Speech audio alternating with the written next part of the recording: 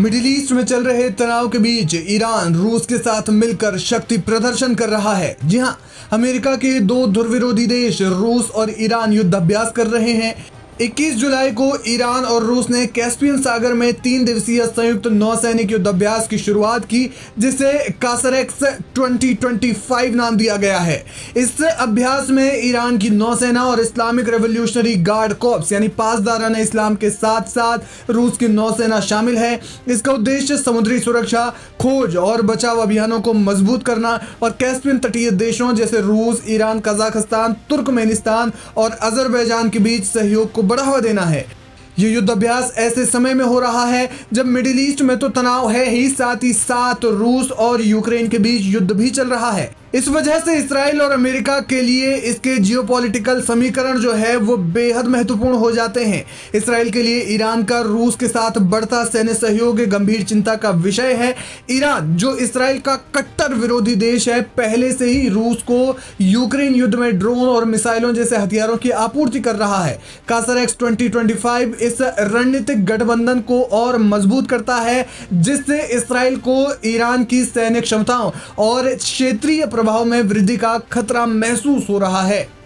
ये युद्धाभ्यास ईरान की नौसैनिक क्षमता का प्रदर्शन करता है, जो मिडिल ईस्ट में इस्राइल के लिए प्रत्यक्ष खतरा हो सकता है, विशेष रूप से यदि ईरान इन कौशलों को फारस की खाड़ी या लाल सागर में लागू करता है। वहीं दूसरी ओर ईरान का रूस के साथ गहरा सहयोग इस्राइल के क्षेत्रीय संतुलन को कमजोर कर सकता है, क्योंकि रूस और ईरान दोनों ही इस्राइल विरोधी नीतियों का समर्थन करते हैं। Aim right, achieve big. At KR Mangalam University, we provide you the platform to turn your dreams into reality. At KR Mangalam University. Israel, जो ईरान के परमाणु कार्यक्रम को अपने लिए अस्तित्व का खतरा मानता है, इस युद्धाभ्यास को रूस द्वारा ईरान को अप्रत्यक्ष समर्थन के रूप में देख सकता है, जिससे तनाव और ज्यादा बढ़ सकता है। अमेरिका, जो रूस और ईरान दोनों को वैश्विक चुनौती के रूप में भी देखता है, इस युद्धाभ्यास को अपने राष्ट्रीय सुरक्षा के लिए खतरे के रूप में विश्लेषित कर सकता है। रूस और ईरान के बीच सैन्य सहयोग यूक्रेन युद्ध और मिडिल ईस्ट में चल रहे तनाव के संदर्भ में विशेष रूप से चिंताजनक है। ईरान द्वारा रूस को ड्रोन और मिसाइलों की आपूर्ति पहले से ही अमेरिका और उसके नेटो सहयोगियों के लिए चिंता का विषय है।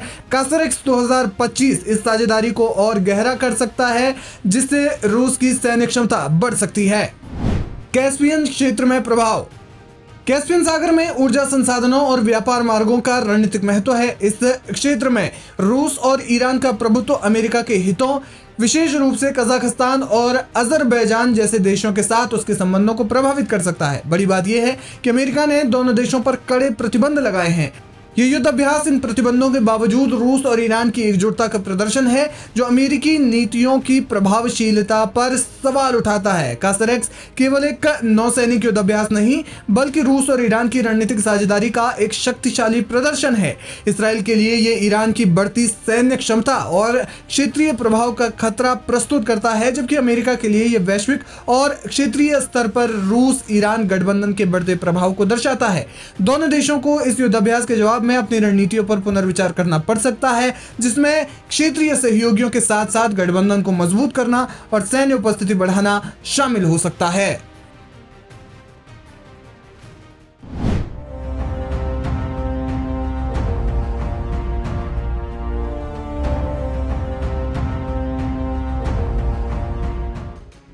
जब पूरी दुनिया यह मानकर चल रही थी कि ईरान अमेरिकी प्रतिबंधों और इस्राइल के सैन्य दबाव से टूट जाएगा, तब ईरान ने वो कर दिखाया जिसकी किसी ने उम्मीद तक न की थी।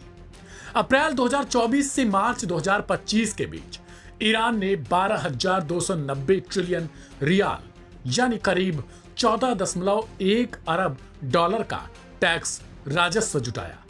यह एक साल पहले की तुलना में 51.7% अधिक है। ये आंकड़े ऐसे समय पर सामने आए हैं जब इस्राइल खुद आर्थिक संकट से जूझ रहा है। ईरान इस्राइल के बीच हुए 12 दिनों के युद्ध के बाद इस्राइल की अर्थव्यवस्था चरमराने लगी है। हाइफा ऑयल रिफाइनरी, जो इस्राइल की ऊर्जा जरूरतों का बड़ा हिस्सा पूरा करती है, उस पर ईरानी मिसाइलों के कई हमले हुए। ऐसी मार पड़ी कि वो अभी तक उठ खड़ा नहीं हुआ। रिपोर्ट्स के मुताबिक इस रिफाइनरी को अक्टूबर 2025 से पहले पूरी तरीके से चालू नहीं किया जा सकता। जिससे 150 से 200 मिलियन डॉलर का नुकसान हुआ है।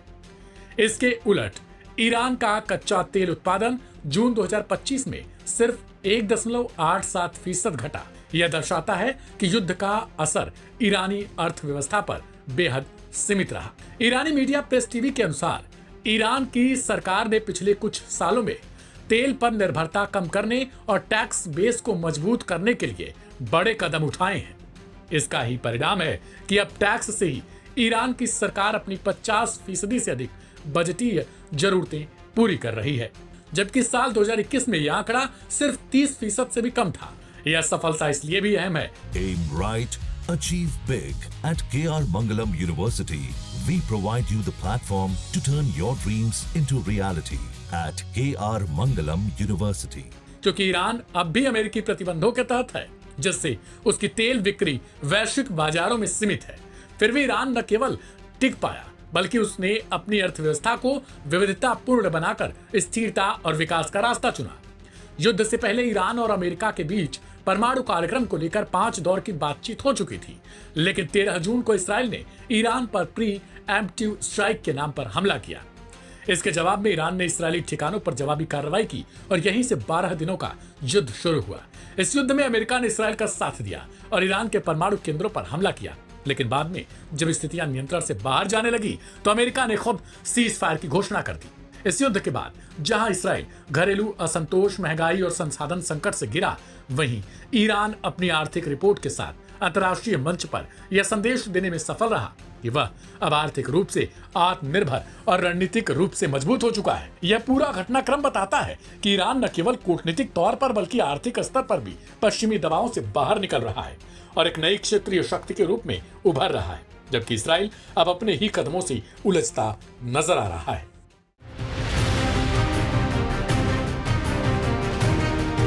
रूस और ईरान, दो देश, दो ताकतें और अब एक साझा रणनीति। अंतर्राष्ट्रीय राजनीति में एक नया मोर्चा तैयार हो चुका है, जहां पश्चिमी दबावों को दरकिनार कर ये दोनों राष्ट्र अपने अपने हितों को साधने में जुट चुके हैं।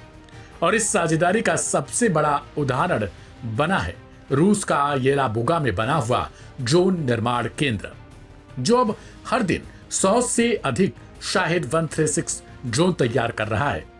ये वही शाहिद ड्रोन है जो बीते महीनों में यूक्रेन के शहरों पर अंधाधुंध हमलों में इस्तेमाल हुआ। और इन ड्रोन की नींव पड़ी है तेहरान में, जहां ईरानी तकनीकी और ड्रोन विशेषज्ञता ने रूस को एक ऐसी बढ़त दी जिससे वाशिंगटन और तेल अवीव में बेचैनी साफ देखी जा सकती है।